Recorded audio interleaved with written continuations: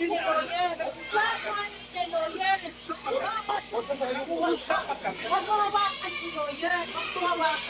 better go back to them and have the legal. I am a citizen of this country, a former president, and you show me a piece of paper and you're asking me to go with you.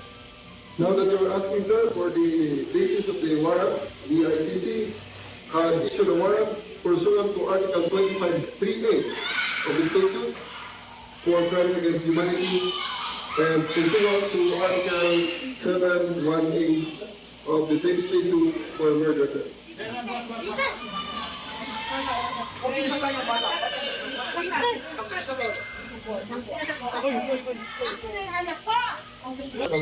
You have to kill me to bring me to rain.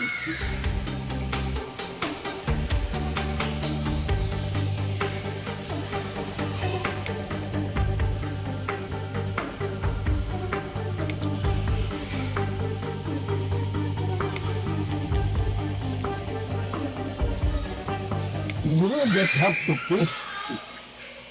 Kung hindi ako papayag, kung tatampi ka dyan sa mga puti, you better go back to them and have the legal.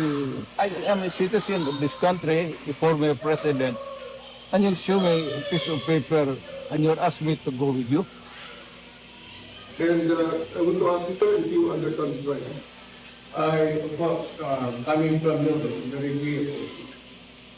Now that you're asking, sir, for the basis of the warrant, the ICC had issued a warrant pursuant to Article 25(3)(a) of the statute for crime against humanity and pursuant to Article 718 of the same statute for murder.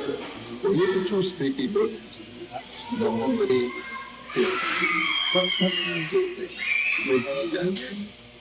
Private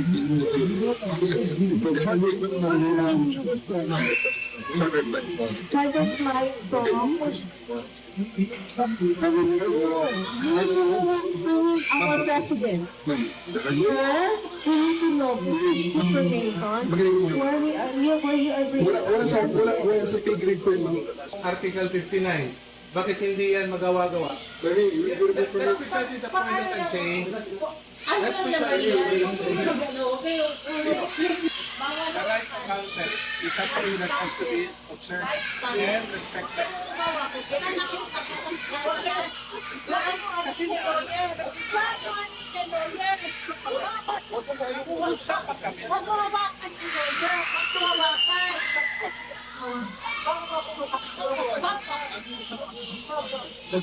Yung mga tanongin din po kayo, anong kasalanan ko? Tatanong nga. Kayo, nandito ng kailan. Dito, tanongin kita, anong kasalanan ko?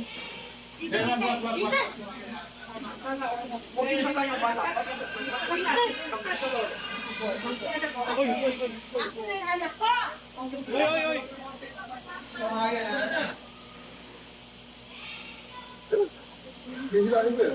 Hihilain mo yan. Ano maniwala ka? Hihilain mo yan. Pero hihilain. Sir, committed yun. You have to kill me to bring me to rain. Ang anak mo pupunta dito. Yes, sir. Hindi pa pasukin, sir. Hindi ninyo. Ikaw.